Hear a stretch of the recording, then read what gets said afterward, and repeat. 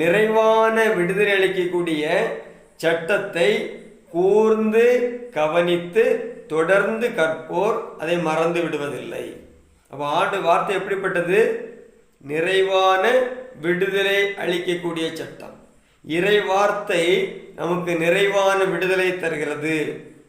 நம்முடைய இருதயத்திற்குள்ளாக அல்லது ஆன்மாவிற்குள்ளாக நிறைய அடிமைத்தனங்கள் இருக்கலாம், அறியாமை இருள்கள் இருக்கலாம், பாவ இருள்கள் இருக்கலாம், அல்லது பயங்கள் கவலைகள் இருக்கலாம்.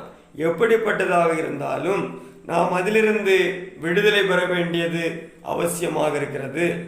எனவே அந்த விடுதலை தரக்கூடியதாக, நம்மை விடுவிக்கக்கூடிய ஆற்றல் உள்ளதாக இறை வார்த்தை இருக்கிறது.